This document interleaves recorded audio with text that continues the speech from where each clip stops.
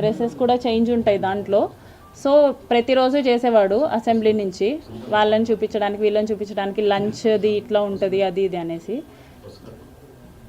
అదండి అసెంబ్లీ గురించి. మీరు అబార్షన్ సంజీవని హాస్పిటల్లో జరిగిందనే విషయం చెప్పారు.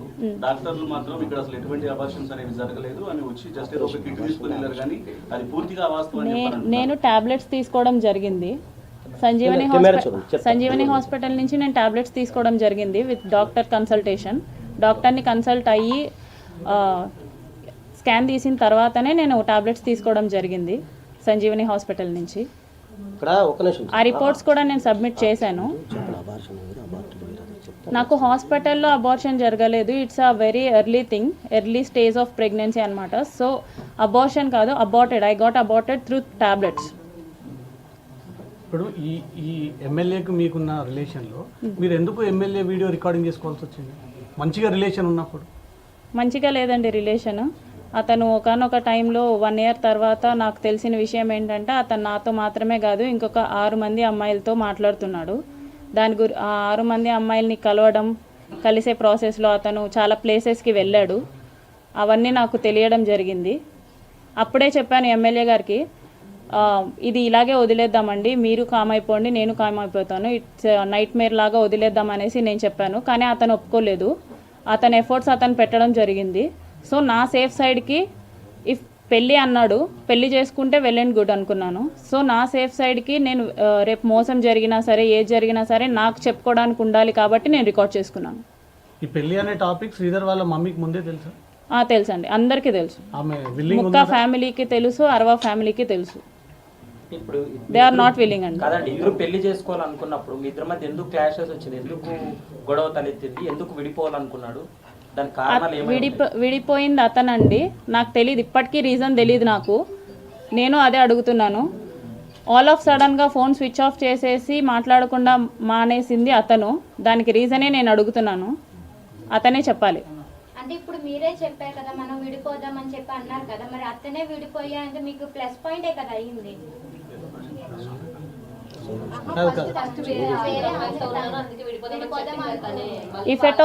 If at all he don't have the intention of marrying me, నా ఫ్యామిలీని టచ్ చేయాల్సిన అవసరం లేదు. వన్స్ ఈ 6 monthsలో అతను చాలా చేశాడు. నేను 1 year తర్వాత అమ్మాయిల గురించి తెలిసినప్పుడు నేను విడిపోదాం అనుకున్నప్పుడు నా ఫ్యామిలీని ఇన్వాల్వ్ చేయలేదు అతను. సో నా ఫ్యామిలీ జోలికి కూడా రాలేదు. మా హస్బెండ్తో మాట్లాడడం ఎలాంటివి జరగలేదన్నమాట. సో ఆఫ్టర్ ఈ 6 monthsలో మా బ్రదర్తో మాట్లాడడం, మా హస్బెండ్తో మాట్లాడడం, మా హస్బెండ్ వాళ్ళ అక్కతో మాట్లాడడం, ఇవన్నీ చేశాడు. So if at all he don't have any intention of marrying me, నా ఫ్యామిలీని టచ్ చేసి ఉండేది కాదు. అంటే మీ ఎంటైర్ ఇష్యూలో ముక్కా రూపానందరెడ్డి ఇన్వాల్వ్ అయ్యాడా? ఖచ్చితంగా ఇన్వాల్వ్ అయ్యారండి. ఆయన ఇన్వాల్వ్మెంట్ ఖచ్చితంగా ఉంది. వాళ్ళు ఎప్పుడు కంట్రోల్ చేస్తూనే ఉండేవాళ్ళండి శ్రీధర్ని.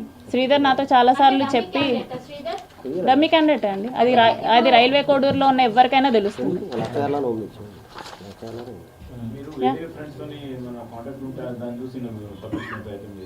సారీ, వేరే వాళ్ళతో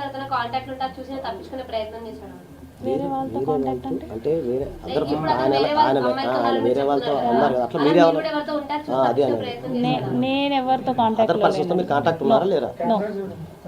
నేను ఎవరితో కాంటాక్ట్లో లేను. అది నా ఫోన్ తీసుకున్నప్పుడు అందరికీ అర్థమవుతుంది.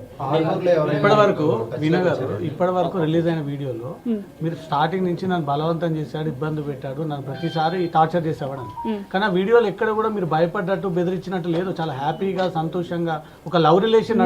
నేను ఈ 1 yearలో జరిగింది నేను మీకు చూపించలేను, ఎందుకంటే నేను ఈ 1 year నేను అసలు రికార్డ్ అనేది చేయలేదు అతని గురించి ఎప్పుడైతే వేరే అమ్మాయిల విషయంలో బయటపడిందో అప్పటి నుంచే నేను రికార్డ్ చేసుకోవడం జరిగింది. అప్పటి నుంచే తను నా మీద ఎఫర్ట్స్ పెట్టడం జరిగింది. నేను విడిపోదాం అన్నా కూడా ఏది ఇంకొకటి విషయం క్లారిటీగా చెప్తున్నా. నేను స్క్రీన్ రికార్డ్ చేసిన ప్రతిసారి శ్రీధర్కి చెప్పే చేశాను, శ్రీధర్కి తెలిసే చేశాను.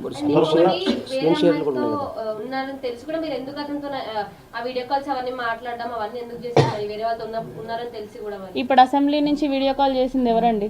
నేను కాదు. ఓకే, ఇప్పుడు ఒక వీడియోలో మరి తను న్యూడ్గా అవి కూడా చూపిస్తున్నారు కదా, స్టిల్ మీరు ఆ వీడియో కాల్ ఎందుకు మాట్లాడారు? కట్ చేయొచ్చు కదా, రికార్డ్ చేస్తున్నది. అతను నేను కట్ చేస్తే నైట్ 11:30 ఆ టయానికి మా వాళ్ళకి చేస్తున్నాడండి. మీరు అక్కడ కూడా కాల్ కట్ చేసే ఆప్షన్ ఉంటుంది, స్టిల్ మీరు కాల్ కట్ చేయలేదు కదా అక్కడ. మీరు ఇది నన్ను అడగడం కంటే ఎందుకు చేసామని చెప్పి శ్రీధర్ని అడగడం బెటర్. త్రిసభ్య కమిటీ ముందు నిన్న త్రిసభ్య కమిటీ ముందు 7 గంటలు విచారణ ఎదుర్కొన్నాడు. ఓకే. ఆయన దగ్గర కూడా చాలా ఎవిడెన్స్ ఉన్నాయి, ప్రొడ్యూస్ చేశానని చెప్తున్నాడు. నెక్స్ట్ మీరు కూడా కమిటీ ముందుకు వెళ్ళి మీరు కూడా అంశాలన్నీ చెప్తారా ఏంటి, నెక్స్ట్ ఎట్లుండదు? ఇప్పుడు అతని ఫోన్లో ఏమున్నాయో నా ఫోన్లో కూడా సేమ్ ఉంటాయి. అతను ఏం డిలీట్ చేసినా సరే నా ఫోన్లో ఉంటాయి, నేనేం డిలీట్ చేసినా సరే అతని ఫోన్లో ఉంటాయి. అంటే తను కూడా రికార్డ్ చేశారా మీకు చెప్పి?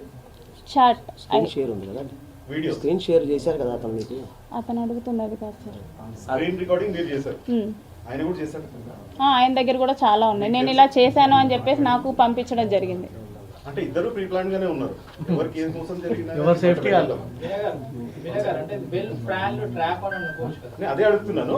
యాక్చువల్గా ఇద్దరు అది అతన్ని కూడా అడగచ్చు కదా. ఇద్దరు టూ సైడ్.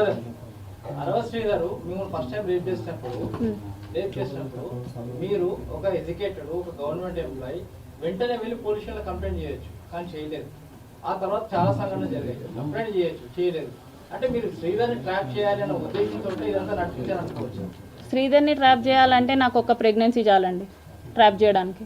అతన్ని డబ్బులు అడగాలన్నా కూడా అతన్ని ట్రాప్ చేయాలన్నా కూడా నాకు ఒక్క ప్రెగ్నెన్సీ చాలు. ఒక ప్రెగ్నెన్సీతో అవసరం లేదు కదా. నేను ఇంత కథ చేయాలనుకోలేదండి. అతని ఫోర్స్. మీరు అతను మిమ్మల్ని మోసం చేశారు, మీరు అతన్ని మోసం చేశారు, అంతేనా? మోసం అని నేను ఎక్కడ చెప్పలేదు. మాట్లాడడం మానేసింది అతనండి. నేను మోసం చేయాలనుకుంటే నేను మాట్లాడడం మానేసేదాన్ని. ఏం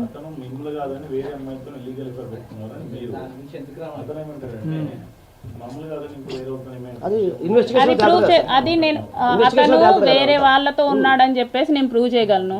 నేను వేరే వాళ్ళతో ఉన్నానని చెప్పేసి అతను ప్రూవ్ చేయగలడా? I'm asking. ఇప్పుడు ఏదైనా ఇన్వెస్టిగేషన్ ఉంది తేలుతుంది. That is it. సరే, ఇప్పుడు మీరు ఏం డిమాండ్ చేస్తున్నారండి? ఎందుకంటే ఇప్పుడు మీరు ఎలాగో పెళ్లి చేసుకోరు, ఆయన ఎలాగో కేసులు ఎదుర్కొంటున్నాడు, త్రిసభ్య కమిటీ ముందుకెళ్ళాడు. నెక్స్ట్ స్టెప్ ఏంటి? మీరు ఏం చేయబోతున్నారు? లీగల్గా ఏ పనిష్మెంట్కి డిజర్వ్ అయితే అదండి అతను.